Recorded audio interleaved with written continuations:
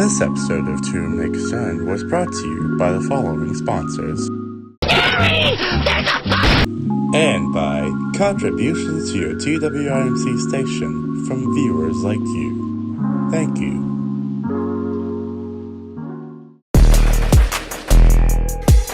Yeah. Hey yo, what's up everybody? Welcome back to another episode of To Make Concern. We are back once again for another episode for y'all. My name is Will. I really like pointing, as you can see. And that man over there, he is Steven. I'm pointing guns at him. Bang, bang, bang, bang, bang, bang, bang.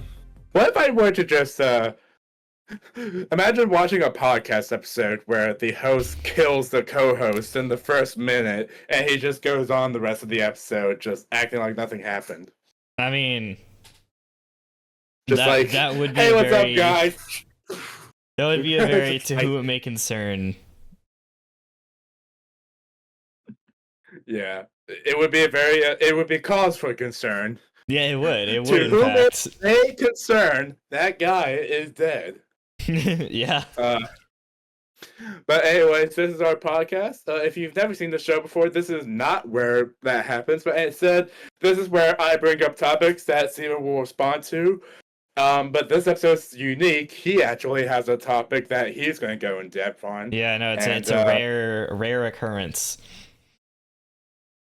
Yeah, and it happens because Nintendo. You know? Wow, just spoiling the entire episode. Anytime Nintendo just Nintendos, you know, Steven is there on the scene. So before we get into all of that, how are you today, Steven? Tired. Very tired. Mm-hmm. That's the other thing with this episode. He has expressed multiple times now that he is very, very sweepy. He's just a sweepy little baby. He just needs his nappy time. Take one guess what I'm going to do as soon as we're finished recording this episode. Drugs! Yeah, that's right! Disclaimer, that's drugs! a joke. Yeah, no. No. Disclaimer, that's a joke. Don't do drugs, kids. Stay in school. Don't do drugs, kids. But what are you gonna do at the episode? You gonna sleep? Yes. Go sleep? I'm going to go and I am going to have a very nice nappy nap. And I'm probably going to wake up at like 3 a.m. and then I'm not going to be able to get to sleep. And I'm just going to stay up until like 5 a.m. because tomorrow is Saturday. And then I'm going to go to sleep again because I'm tired again. Yeah. So that's you. As for me, I am also a little tired. Maybe not as much as he is, but you know. But I have just awoken from a nap. I make every every effort to be here for y'all. Mm-hmm. The one thing I will say I am right now, I am hungry. I got some rumblings in my stomach. It's 7:41 right now, and after this episode's done, I'm gonna go eat someone or something. Someone? Sorry, You're gonna eat someone? Who are you gonna eat, Will? Sorry, I went all Hannibal like that. I apologize. That's another cause for concern. To whom it may concern, I commit crimes. No, I don't. That's a joke. I mean, I feel like we already knew about that one. Okay. Alright. To make concern, ruining each other's chances at getting a job since 20 whatever. Or being considered a law-abiding citizen. Yeah. Alright, well, law breaking aside, Nintendo,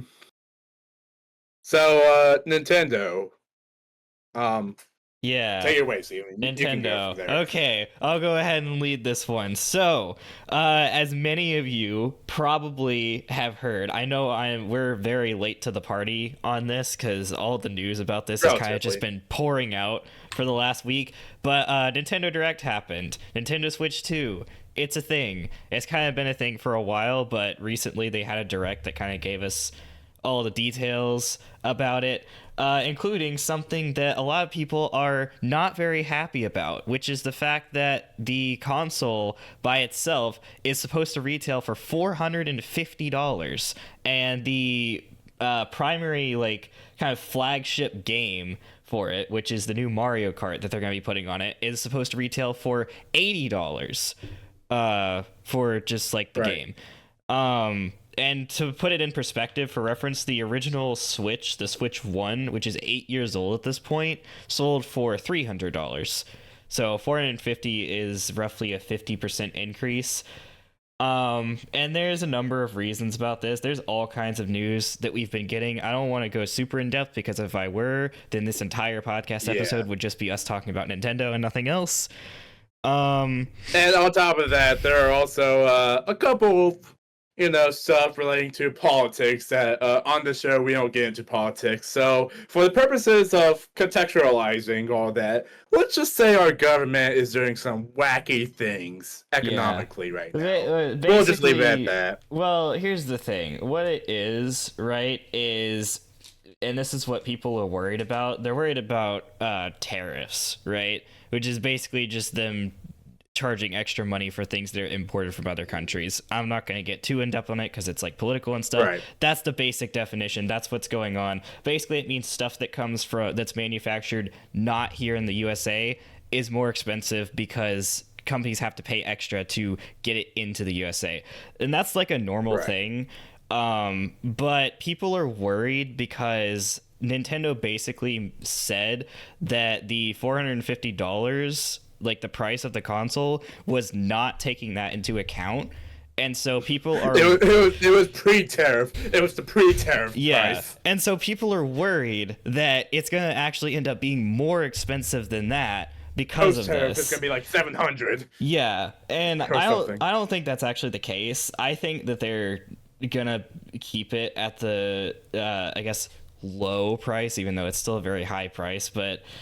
Yeah, that's what I think. There's the news like from on what this... I can tell, a lot of people are saying that the console price itself, it's like, it's high, but it's not like super high. What people are really freaking out over are the games that are being set at $80. Like that's where it's like, that's where it's like ridiculous. That's kind of the set of opinions I've heard. Yeah, people are like, $450 for the console, like, it's a little steep. It's definitely on the high end, like, it's not reasonable. PlayStation price or anything. Yeah, it's definitely like on the high end of what's reasonable. Like, this is what people are saying. It's like on the high end of what's reasonable, but it's not like completely egregious. It's like, it's manageable, right?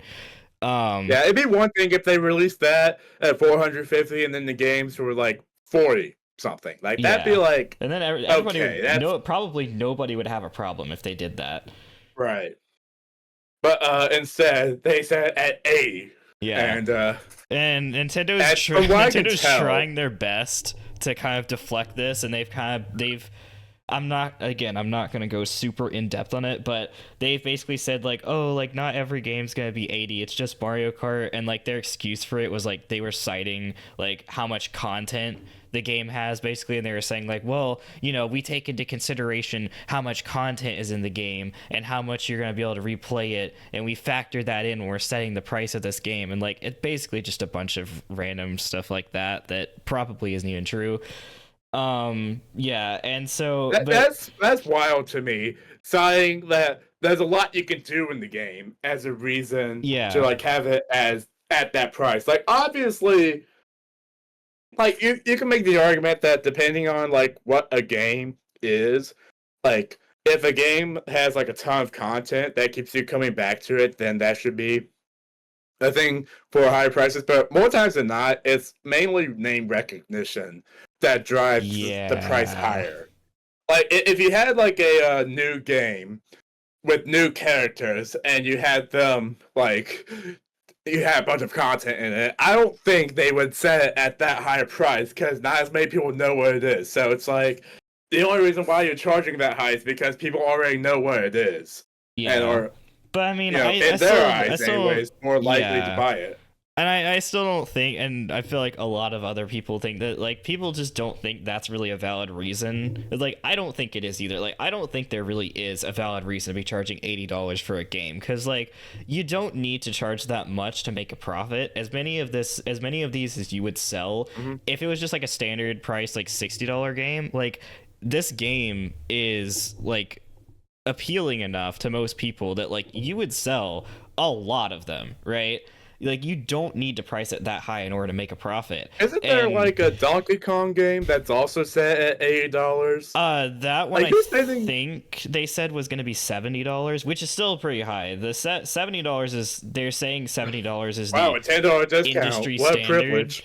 Yeah, they're calling $70 the industry standard because a lot of the newer AAA games, which for those of you who don't know, AAA basically just means like the big name games, like the ones that you hear a lot about, like, you know, GTA 5 and stuff like that. Speaking of that, that's another thing that's like also tied to the prices conversation. The GTA 6 that's coming out, the hype around it has become a meme. Has just become an international meme, and the game is going to come out at $100. People so say, I think a lot of people people, are in conjunction with the Nintendo thing, are just worried that the standard for what's considered a reasonable price, like the goalpost, is just going to be moved forward more and more and more. Yes, and so that is the worry. Yes. So I think that's where a lot of this also stems from. Yeah. And on top of that, you know, the whole tariff thing that doesn't really help things as well. And like, it was I just think kind of like the worst timing ever. It was just like the worst timing ever for Nintendo. Like, this was going to blow up in their face regardless. But I think the tariffs was just the cherry on top of just like terribleness around this, right? Yeah. I mean, I think it's a valid concern, right? I think it's right. I think it's valid for people to be worried about, like, you know, if we're raising the prices of games now, like, you know, they're $70, Nintendo's charging $80 for their Mario Kart, Rockstar's allegedly going to be charging $100 for GTA 6. Like, what's going to become of the future of video game pricing? Yeah. Like, how cost prohibitive is gaming going to become as a hobby? Because gaming is already a pretty expensive hobby.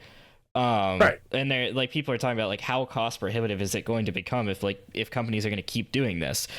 So there's that. And it's not just games. Every industry is doing this now, of like, you know, and once again, it's just a matter of inflation and, like, you know, prices still going up and up and up and up, and then wages are not going up to compensate. It's, you know, it's a whole thing. I also want to point out, there's like a little detail. Some people are saying that like $450 for the console is like reasonable because I think some news source somewhere said that like they talked to somebody at Nintendo, and apparently the cost to produce the cost to Nintendo, how much it costs them to produce a Switch unit or a Switch 2 unit is like $400, which I know for a fact is not accurate, because in Japan, which is the country that Nintendo is actually from, they're a Japanese company, the Japanese region-locked versions of the Switch 2 are selling for... It's in Japanese yen, but if you convert it to US dollars, they're selling for an equivalent of like $320 over there. So it obviously doesn't cost Nintendo that much to make them if they're able to sell them for that much over in Japan, right? So I want to deviate real quick from the prices. We've been talking about the prices of the Nintendo Switch 2. I want to take a second real quick to actually talk about the Nintendo Switch 2 itself. That's true. This is the one thing. Yeah. This is the one thing that, like, I haven't seen anyone actually talk about. Like, how good is the Nintendo Switch 2, and what's different about it from the first one? Can you elaborate on that real quick? Like, actual Switch itself? Obviously it's gonna be higher performance. It's got stronger hardware in it. I haven't seen any like percentage numbers where you can say like, oh, it's X% better than the Switch 1 in terms of like hardware, but it has more RAM, it has a more powerful GPU. It's supposed to be able to run games at up to 120 FPS, where the original Switch was only capable of up to 60, and a lot of the time it couldn't even hit 60 with some games. It actually ran at 30 or less. The Switch 2 is supposed to be able to run games at least 60 and up to 120. And then obviously they made the screen bigger. They added like a bunch of new features to it. But the main thing that is like the main draw of the console, the main reason that you would get it like as an upgrade over a Switch 1 is just it being able to run things better and being able to run things at more than like 30 or 20 FPS and stuff like that. So let's say I have a game from Nintendo Switch 1, like a game on 1. I assume it'd be cross-platform with the second one, right? Yes, for the most part. Or do you have to buy games specifically for the Switch 2? So, okay, here's the thing with that. So there's like 3 different ways that Nintendo's doing this. So there are going to be games that are made specifically for the Switch 2, like Mario Kart World, for example, is going to be one of those games. The new Donkey Kong is going to be one of those games. There's going to be games that they're developing specifically for the Switch 2. But Switch 1 games are designed to be able to run on the console. Some Switch 1 games are going to be getting what they call Switch 2 editions, which are basically not really full remakes, but kind of like redone remastered versions of the games that are or at least Nintendo says they're gonna have like graphical improvements. Some of them will have different like new content, new features, stuff like that. It's not like a full-on new game, but it's like some like small additional things. And they also say, in addition to the games that are getting that, base Switch 1 games that like are not being remade for the Switch 2 are supposed to be able to run on the Switch 2. They have like some software in place that's doing that. Again, very technical. I could explain it, but I'm not going to, because otherwise this podcast would be like 3 hours long. But supposedly the majority of Switch 1 games are going to be able to run on Switch 2. There are some exceptions. There's some that aren't going to be able to, but the majority of them will be able to, according to Nintendo.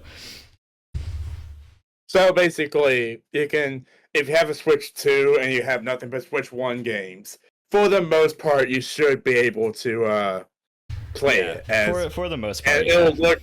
And you say it look about the same as playing on Switch 1 because it's not it's not tailor made to the Switch 2. If you had like just Switch 1 games, like graphically, like appearance wise, they would look about the same. The main difference would be the Switch 2 is able to run them like smoother. They'd be able to run it like higher FPS. Like the performance itself would run. So let's say Switch 1, there was like lag and like online or like let's say there was like frame rate issues. Yeah. So the Switch 2 would get rid of that and like have it run smoother. For the most part, yeah. Gotcha. That's kind of like the main thing. All right. Yeah. There's also kind of like a side topic that kind of branches off from this, but aside from talking about the price, new Mario Kart. As we've probably established, Will and I are both quite well versed in the Mario Kart world, I guess you could say. Well, isn't the new one called Mario Kart World? Yeah, like Mario Kart World. It is, yeah. I think for me, I like Mario Kart Wii is the only one I've ever actually played. Like played a lot. I've played the other ones, like Mario Kart 8. Like, I played it sometimes, but nowhere near as much as Mario Kart Wii. Yeah. I feel like Steven is a lot more well-versed into all the different versions. I don't know. Maybe not the older versions, like Mario Kart 64 or something like that. To be fair, I've mostly played Wii as well. Like, I've played 8 a little bit, but I've always preferred Wii, and Wii's definitely also what I've played the most of. Right. But like looking at the new Mario Kart for Switch 2, like I'm really considering kind of finally putting Wii behind, like, I'm never gonna give up on Wii. It's still probably gonna be my favorite Mario Kart, but like with this new one, the way it's looking, like it might honestly be time to like put Wii behind me and potentially like make this like the new, because like the thing is, right, the thing they're doing with this new Mario Kart, and I'll try not to like spoil too much. If you want to actually know, go watch the direct where they talk about it. Go watch like the live streams that they did with gameplay on it. But it's supposed to be, they're basically kind of revamping the way that Mario Kart is done. Like it's not going to be like like most previous Mario Kart games kind of followed a formula, right? You have like a certain number of characters, certain number of vehicles, and like a certain number of tracks, and like they're all sorted into cups, and you kind of just go through them. Sometimes there's a battle mode, but like aside from like changing what characters were there and changing what tracks were there, the kind of structure of the game never really changed across all the Mario Kart games. Right. With this one, they're like completely redoing how the game works, like how the game is structured on a fundamental level. And I think it's really interesting what they're doing. So all right. So I haven't looked much into Mario Kart World itself. Like, I haven't seen any gameplay. I haven't seen anything regarding it. I've only ever heard people talk about it in relation, once again, to the prices. yeah, well, because the price is what most people are concerned about. Right. So let's say we wait like a year past it comes out, and then it goes on sale. Like, it drops to like $50 or something.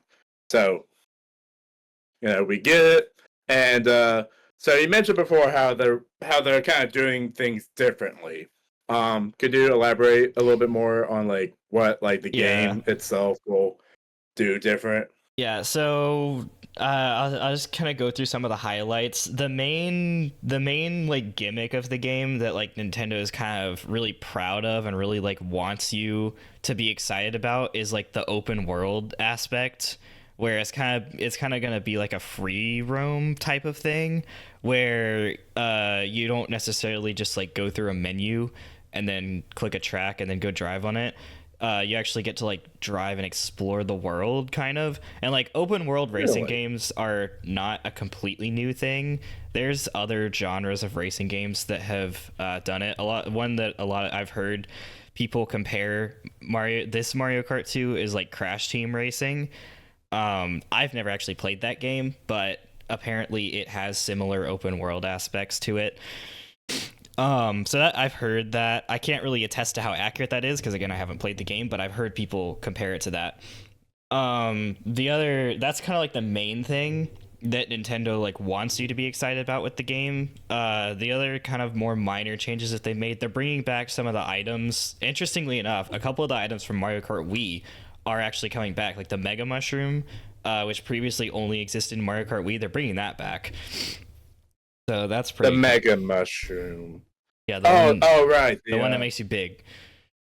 Right. I had to think for a second, but yeah. Will wouldn't know anything about being made big. He's already big.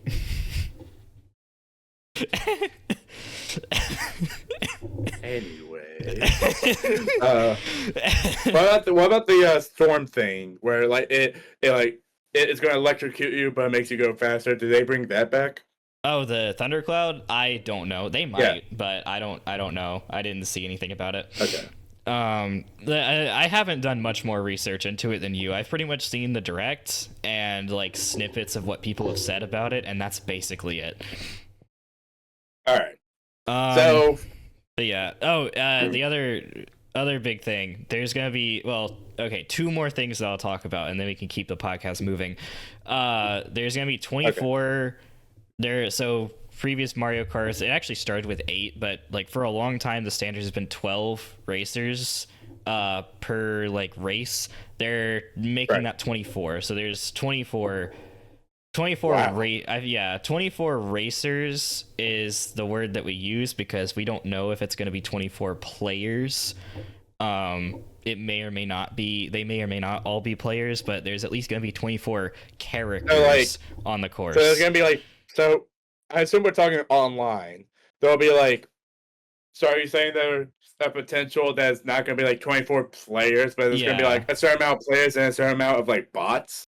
Yeah, possibly. Like there's not been any confirmation on that. But I mean, I feel like having 24 players would be relatively doable. I mean, yeah, we no, have it like would games be. like Fortnite that has like 100 players. Yeah. Like No, in it, right? it would be doable. People are just saying like since Nintendo hasn't directly said that it's 24 player, that we're just being skeptical, you know.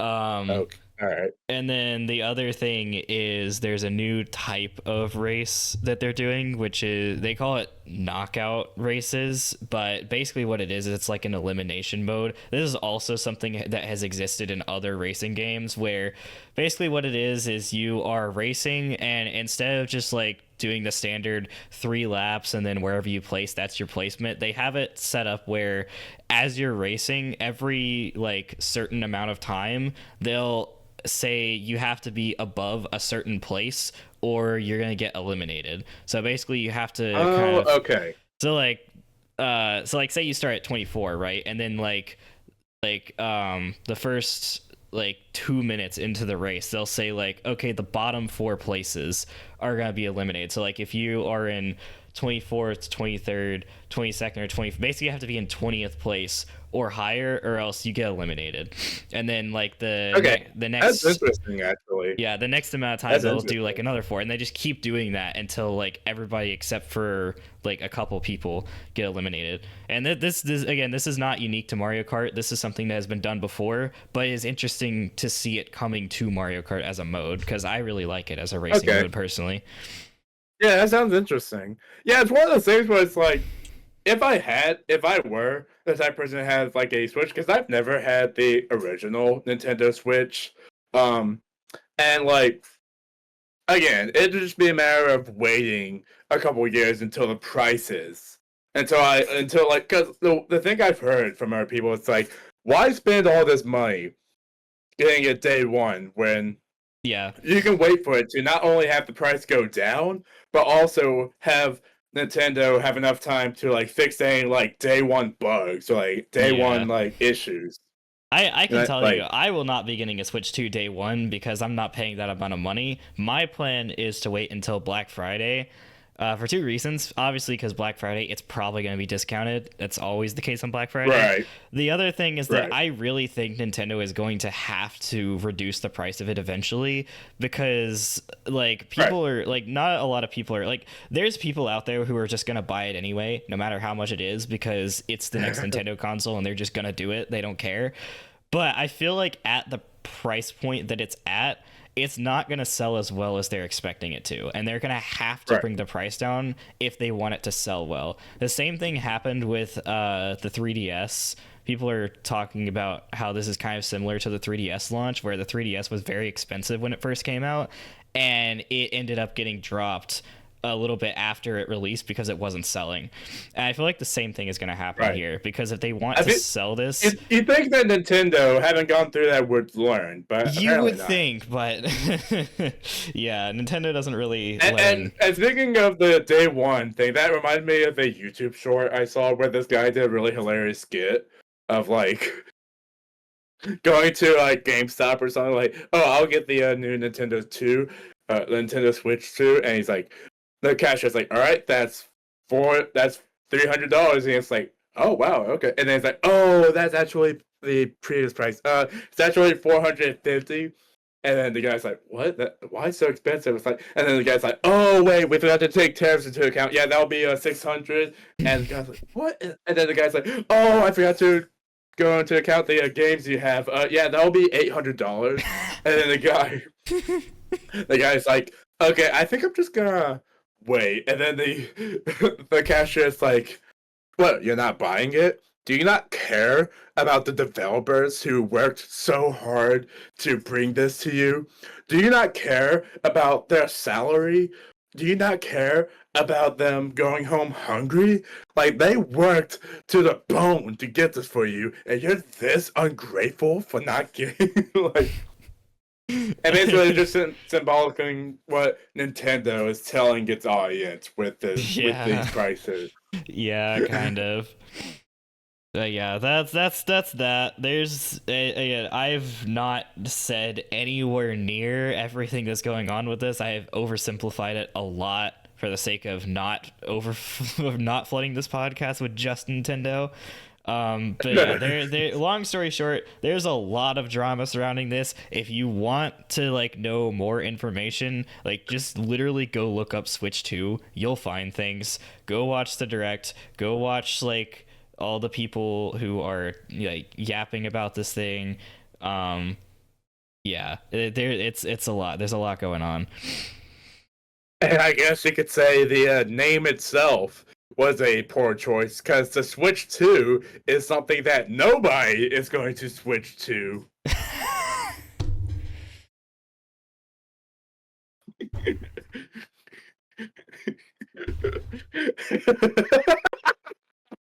And Steven's gone.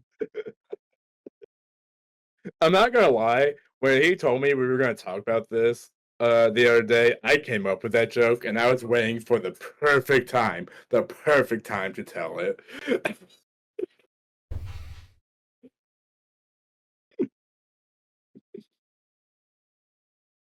Switch 2.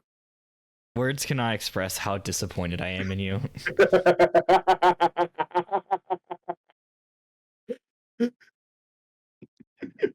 I'm sure that's a joke other people have said already, but I just Oh, like one when you I've told seen. I told One I've seen. while you were there's gone. Oh. While you were gone, I was telling the audience that I was waiting to tell that joke. Like it was just in the back of my mind, just so. There is the But go best ahead. one I've seen is there is a YouTube video I was watching about this, and the title of the video was the Nintendo Switch 2 situation, and literally the top comment was the Switchuation, if you will. Switchuation. The customers in Nintendo are in a Switchuationship. Yeah, yeah, they kind of are at the moment. That's the title of this episode. That's just gonna be the title. Switchuationship. Switchuationship. Awesome. What a That's title. great. What a title. Yeah. I'm gonna make a note of that. That's too good to forget. Switch. Yeah. So yeah, Nintendo Switch 2. Nintendo. I give it 6 chicken jockeys out of 6. Not this again. Like I said, that's the new rating system. I have somehow thus far been able to avoid the Minecraft Ruby brain rot in my YouTube shorts. I'm sure it's only a matter of time before it starts showing up. I feel like the meme is dying down. But it can only be a meme for so long. Like eventually people are just gonna like stop, and it's just gonna be like like once you get past all the funny bits and all the memes and stuff that people are doing, like it was just a mid movie. Right. I mean, I haven't seen it, but that's probably what people are gonna say. Right. I'm gonna wait for it to come out on streaming because I know it's just gonna be one of those like Netflix movies that like if you're at a house with friends, like, what do you want to watch? Minecraft movie? Sure, why not? Often. Yeah, I'll probably end up watching it at some point. Yeah, I don't really care enough to like go out of my way to do it. Right. And like I said in the other episode, with all the memes and stuff, it really is a movie that I think it'd just be enhanced if you were just under the influence of something. You know what I mean? like the drinking game. Take a shot every time Steve says something like the nether chicken jockey, just like. Unfortunately, or fortunately, depending on how you look at it, I have never been under the influence of anything. Right. Yeah, I'm not saying we're going to do it. I'm just saying that other people are probably going to do it. Other people absolutely do it. I'm still waiting for that. I'm still waiting for that a YouTube video to come out called the Minecraft movie drinking game. Yeah. So I guess we don't really have anything else to say about this particular topic. Yeah. Other than it's crazy. It's crazy out there. I'll probably It's knowing me. absolutely bonkers. It is absolutely just. I'll probably let's be honest. I'll probably have more to say by the time the next episode rolls around because that's just how much information is being shoved onto us at this point. Right. Like, there's probably going to be new news by the time we record our next episode. Yeah. So until next time, the Switchuationship will have to just remain as it is. Maybe the next episode will be called Switchuationship 2. Yeah. now retailing at 700. This Switchuationship we are retailing at 450. The next one, Switchuationship 2, we're gonna retail at 700. Exactly. And then so yeah. So moving on. That was kind of a basic math of just increasing it. But let's bring it back to some basic math. I want to quiz you real quick. I just want to make sure you're knowledgeable. Well, okay, this is something I just want to quiz you on real quick, and we'll see how it goes. So first of all, can you tell me what 1 times 1 is? 1. And here's the second question. 1. And here's the second question. The zero number, does it exist? Yeah, it exists. It, like, mathematically, by definition, it is considered a real number. Therefore, it exists. All right. Well, according to some dude named Terrence Howard, you're wrong. You have been lied to by the government. These two things are not actually true. 1 times 1 is actually 2, and 0 is a thing that doesn't exist, you dumb fuck. 0 is the representation of nothing, but the number 0 itself does exist. Alright, so let me go ahead and establish who this individual is. This is a man by the name of Terrence Howard. He is a Hollywood actor. He's been in some movies that you most definitely have never seen. And you definitely don't know who this is. I didn't know who this was until the other day when I came across this. And and this is the guy who is making the argument that 1 times 1 equals 2. Does he have like an actual like mathematical proof for this? Does he actually show like he has how? justifications, and I'm gonna get into them, just based off memory of what he has said in interviews. But this is something that he is incredibly adamant about, and we're just gonna get into it. So, on a particular podcast he was on, his main justification, as far as I can remember, was that if 1 were to multiply by itself, 1, then that would completely like cancel out or something along those lines. And the you can't have something multiply in on itself. You can't have 1 multiply in on itself. So by the inclusion of another 1, like no matter what goes on in that whole equation, the result has to come out as 2 or something along those lines.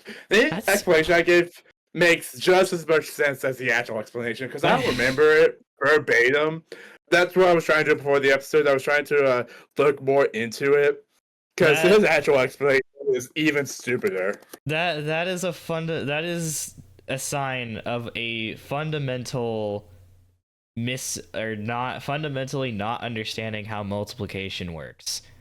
Multiplication in math, I'll give you the logical explanation. This is not the like mathematical like defined explanation. My like logical explanation for how multiplication works, that every single person in this podcast or watching this podcast was probably taught in elementary school, is multiplying something basically means that you have a thing a certain number of times, right? So 1 times 1 means that you have 1 time. Guess how many 1s you have if you have 1. What I've just sent you right now, this is an official paper that Terrence Howard has created. And I'd say let's just go ahead and go through this real quick. Let's just read it and let's just dissect it. First and foremost, let us ask the most obvious question. Is this a finished equation? Yes or no? The answer is no. Okay, that's true. 1 times 1 is not a finished equation because it doesn't have an equal. So he's actually right there.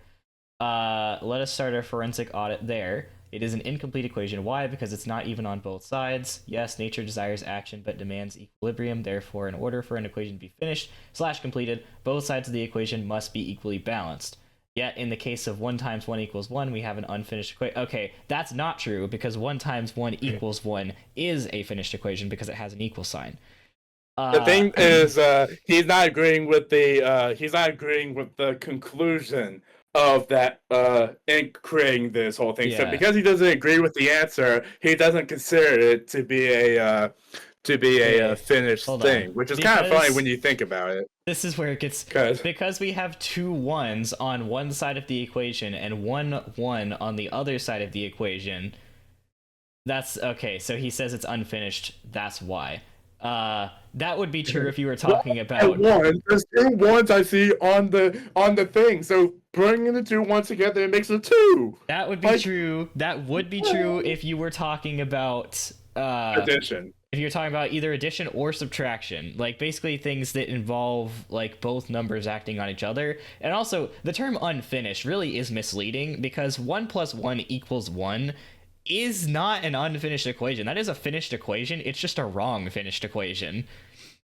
Like it's just it's a state. It's a finished statement. It's just a finished statement that's not true. So like unfinished equation is. Are you talking about the 1 times 1 equals 1? Or are you talking about 1 times 1 equals 2? If you had a statement, for example, 1 plus 1 equals 1, which is obviously wrong, that's still a finished statement. It's just not a true statement. So him calling this, I guess he's equating the terms unfinished and untrue together. Yeah, either intentionally or unintentionally. Which is like kind of a negative thing in and of itself because those don't mean the same thing. But anyway, let's move on. Let's attempt to balance this equation by making sense of it. Let's label the relative factors. We will call the first value of 1a, we will call the second value of 1b, and we will call the third value of 1 on the opposite end of the equation c. So he's now basically creating a yeah, he's basically made it into a times b equals c. Right. Remember the basic laws of common sense. If a times b equals c, then c must be some product of a and b. Yet, in order for 1 times 1 to equal 1, the value of either a or b has to be missing from the final product of c. That is not... His argument that is not how multiplication works. Yeah, exactly. This is basically talking about addition. Yeah, everything that he's saying if you add A and B, it should create C. Everything that he is saying here would be entirely accurate if we were talking about addition. I find that funny. He literally says product of A and B. That's literally talking about addition. Okay.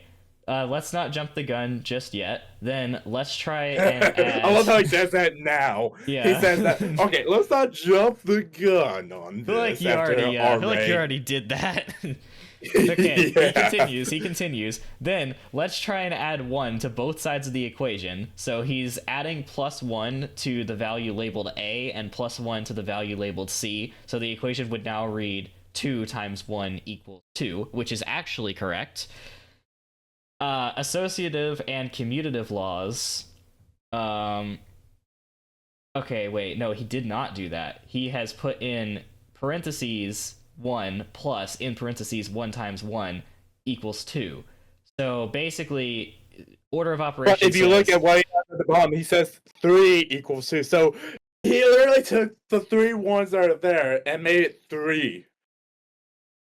Okay, so if you read this equation, parentheses, I'll even have Will put this on the screen so you can see. Yeah, I'm gonna have this on screen. Parentheses in parentheses 1 close parentheses plus open parentheses 1 times 1 close parentheses equals 2. That equation is correct because 1 times 1 in fact equals 1, and order of operations says you do that first, then you add the other 1 which equals 2, so the equation would be 2 equals 2. That's correct. That is a true equation.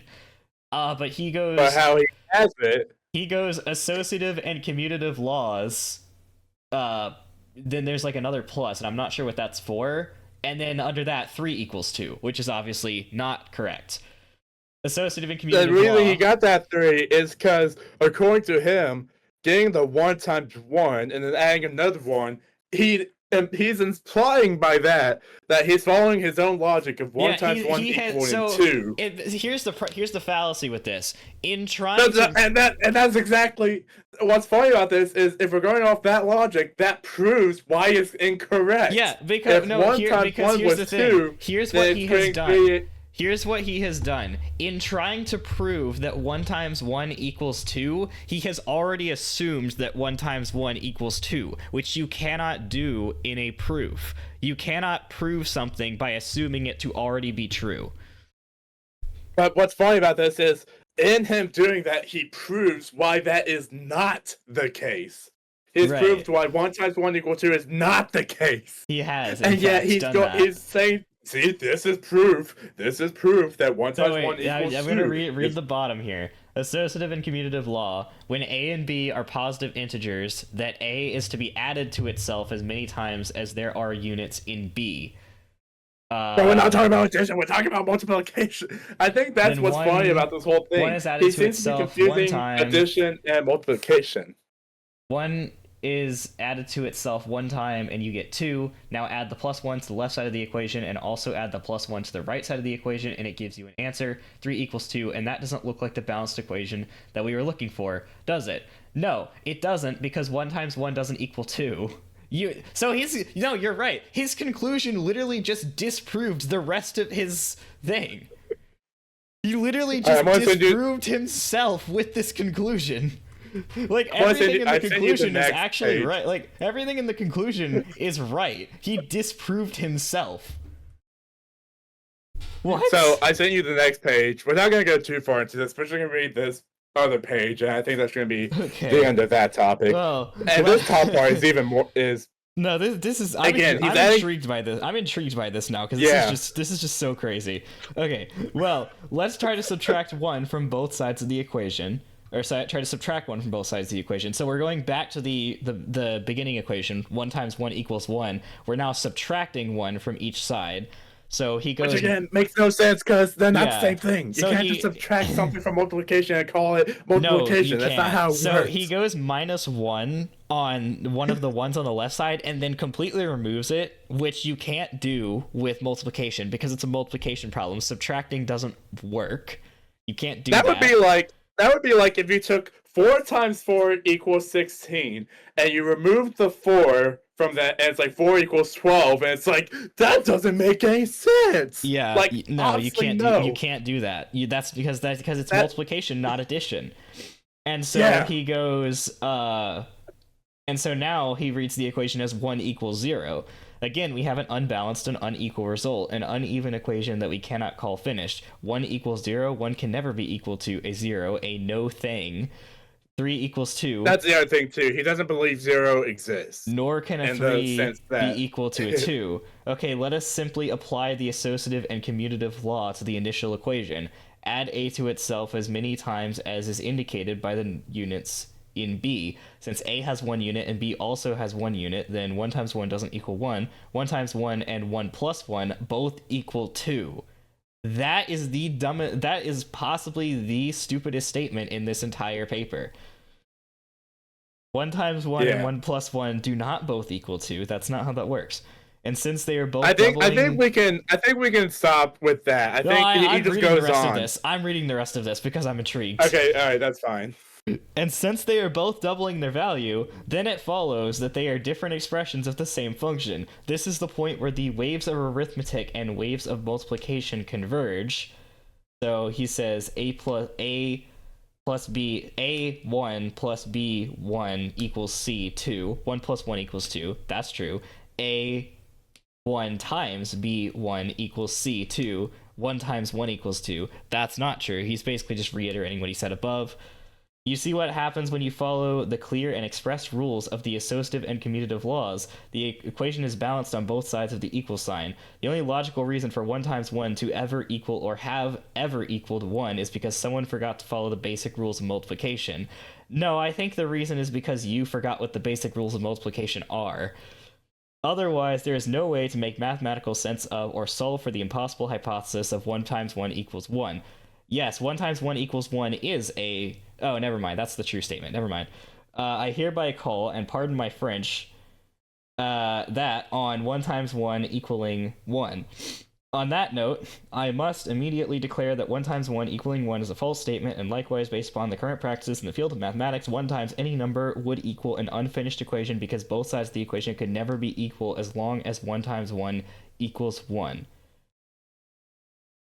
So yeah, basically he just spouted a load of crap that is all completely wrong, and basically he's assuming that multiplication works like addition. That's the entire assumption that leads to this conclusion, is he's assuming multiplication works like addition, which it doesn't. They're different things for a reason. And what I just sent you, this is the final thing we're going to look at. His explanation for where this apparent misconception that 1 times 1 equals 1, the origins of where that comes from is so stupid. I just want you to read it. Okay. Look to the last page I sent you and go to the middle where it calls after thoughtful reflection. Let's see where he has this. Okay.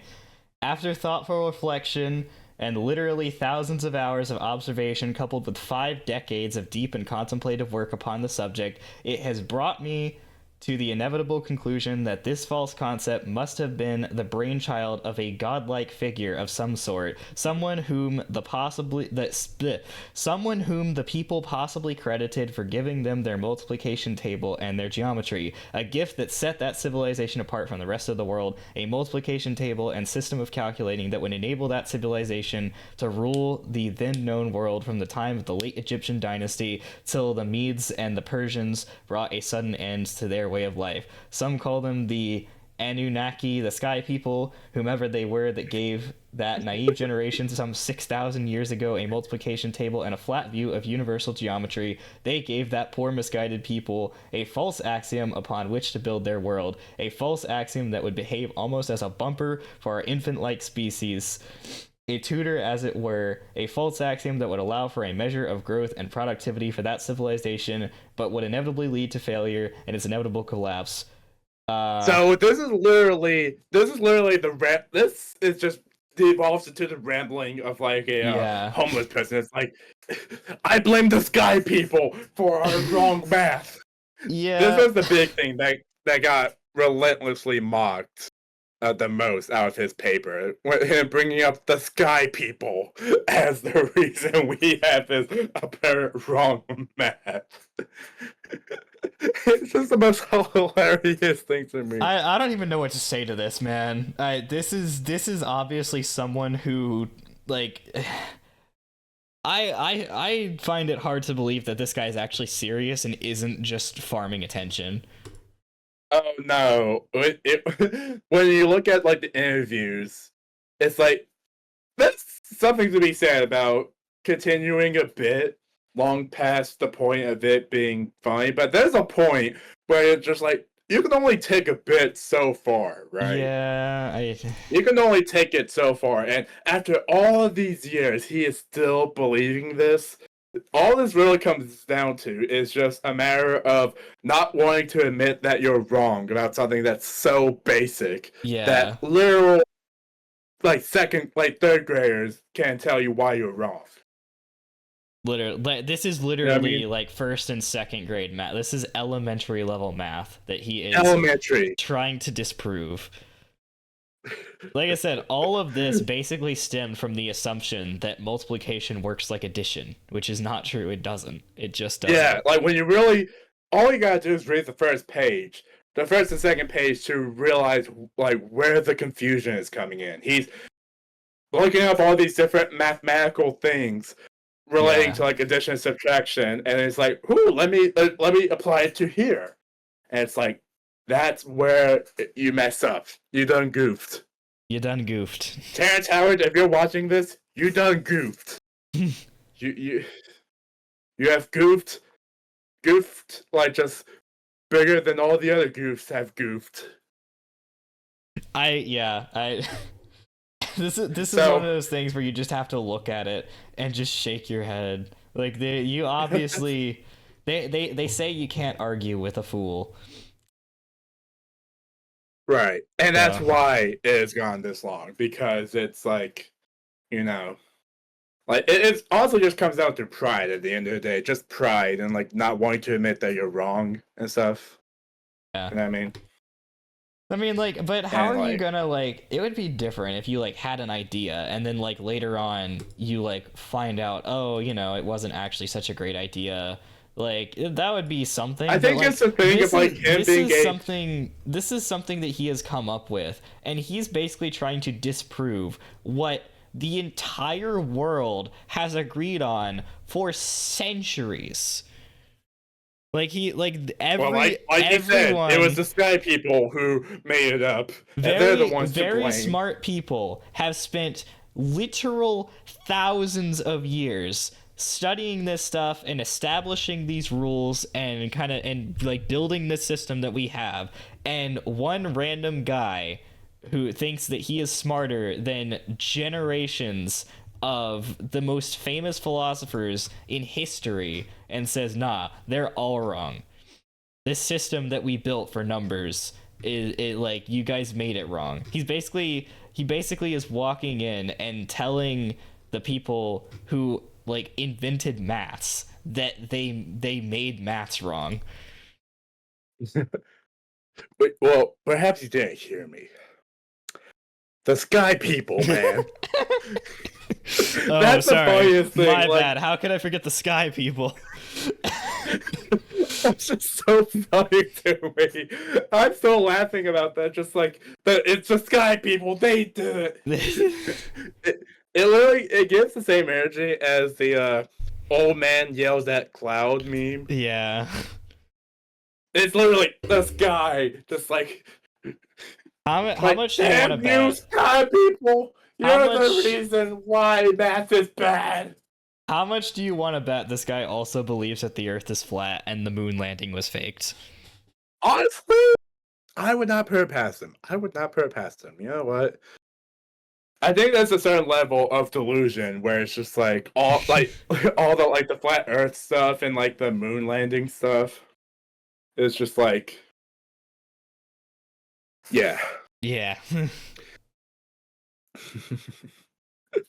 And the Wait. reason why they believe it, the reason why they still believe it, despite everyone else telling them that they're wrong, is because, like I said, humans naturally have a hard time admitting their faults, like admitting when they're wrong. I think there's a video that like scientifically, it's almost like admitting your fault like triggers a neuron in your brain that like releases. That's the same one that releases pain.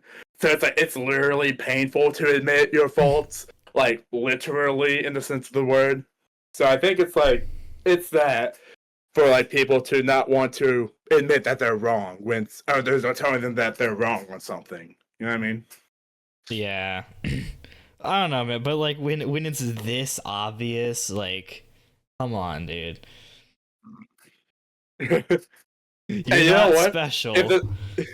If the Sky People are the reason why math is bad, maybe they are the reason. Maybe they're the true reason that prices are going up. Yeah, the reason why the Nintendo Switch 2 is $450. It's the Sky People's fault. Blame the Sky People. Yeah. That's the new title of this episode. Yeah. I blame the Sky People. For what? Yes. Everything. Everything. Anything negative that ever happened, blame it on the Sky People. I was walking to class the other day and I tripped. It was the Sky People who made me trip. They put that stick in my way. Yes. It was the Sky People that put that bloody knife in my hand. It wasn't because I killed.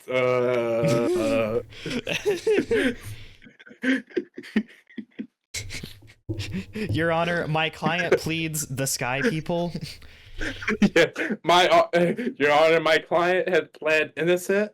The real culprits in this case are the Sky People. I rest my case. I rest my case. So, yeah. So I think that's the end of that topic. How long have we been going? 59 minutes. I'm gonna throw in one more topic, and this one is also pretty insane. Of someone else doing something crazy, and Oh, too many crazy people, and this man. is and this is something that yeah, and this is something that happened recently, and I wanted to I actually wanted to talk about this at the beginning of the episode, but the whole Nintendo thing kind of took over. But so there's this case of this man who got arrested because he traveled to an island that contains a uncontacted and isolated tribe. And if you're not aware, there are a few tribes in certain parts of the world where they still live basically in like the like just like sticks and stones they're working with, and just like Yeah. camp they have like a tribe leader and stuff like that. There are still tribes out there that live exactly like that. Yeah, I've heard. And of there have that. been there are several instances and several cases of people who have tried to find and make contact with these tribes. You know, whether it be for just for the heck of it, or whether it be for other things. Like there was this case of this missionary dude who wanted to like try to convert them to Christianity. So he traveled to this island, but then he ended up getting killed because I mean, these what did you tribes expect? they attack anything that's like Yeah, that they're like encroaches really on their territorial. island. I'm pretty sure, like from what I've heard of them, like I mean, I obviously haven't done like actual research, but like from what I've heard of them, I'm pretty sure most of the time they have like their own language that does not resemble any recorded language that we have in like normal civilization. They have like their own language system that they use, Right. and so like it's pretty much impossible to communicate with them. So it's like, even if they didn't try to kill you, what would be the point? Yeah, exactly. You know? Like how are you And- gonna go? uh, How are you and- gonna go convert them to Christianity when they have no idea what you're saying? Exactly. So it's like, it's one thing to like want to travel the world and like spread the word of God, but it's another thing entirely to go to these tribes of people who are not going to understand you and are more than likely going to see you as a threat and try to kill you. You know what I mean? This is a smart way to go about missionary trips and stuff like that. But but in this recent case, a man traveled to an island and he decided to leave behind something for like the tribe to like find and like, you know, do whatever with it. You wanna know what it was? Was it a bomb? No, it wasn't trying to kill them. Okay. That would be extra Well, cool. I mean, not But- necessarily that he was trying to kill them. You said do whatever with. What do you think an uncontacted tribe is gonna do with an explosive device? No, he wasn't trying to kill them. What he left behind a pack of Diet Coke. That's way better. Or way worse, depending on how you want to look at it. Yeah. Like, because it's bad to leave them behind anything to begin with. It's like tampering with like the habits of wild animals. It's like that's not something you want to do. And on top of that, the Yeah. other big concern is because they're isolated from the rest of the world, they don't have as many immunities from diseases. And so if someone were to travel there, they could bring a ton of diseases and stuff. Like, it's happened before in history. Yeah, no, it Of, has like, happened bringing- a lot in history. Yeah. So it's the other thing. Like, if you brought over a disease that like it could basically kill off the entire tribe, right? But in this particular instance, the idea of leaving them behind Diet Coke, like it's bad enough that you're leaving behind anything, but you couldn't even leave them with real Coke. You had to go Diet Coke. here's the thing. I love diet soda, but I feel like when it comes to stuff like that, I'm more in the minority on that. A lot of people don't like diet soda, and so the idea of leaving behind that instead of just regular Coke. Yeah, you want to show them. Like- you want to show them like soft drinks, like caffeine or something like that. You're trying to show them, and like of all of the options that you had to choose from to like kind of give them an idea of like the idea of just soda in general, you're gonna give them the diet version.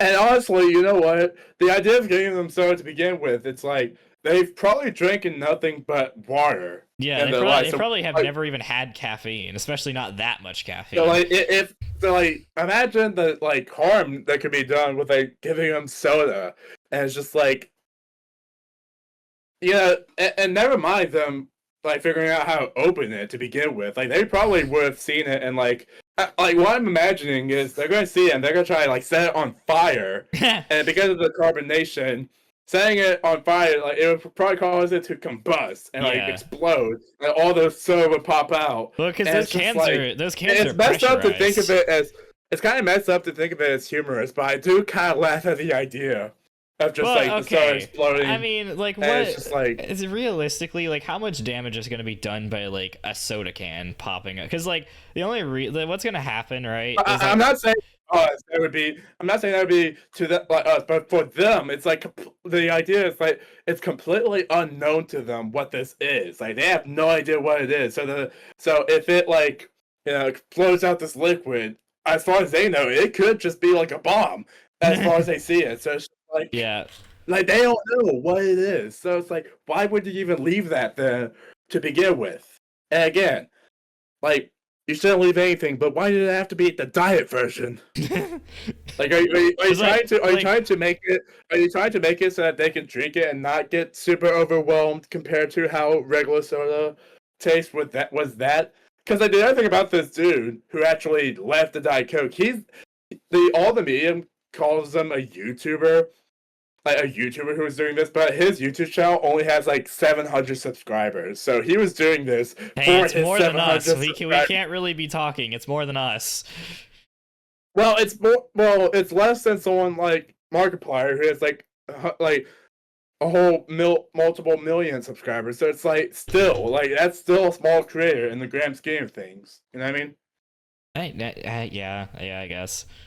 So like, I know that's hard for you to admit. I know that triggers the neuron that gives pain to admit that we are small creators. But at the end of the day, that's what we are. I'm just saying. No, I know we're small creators. I'm just saying like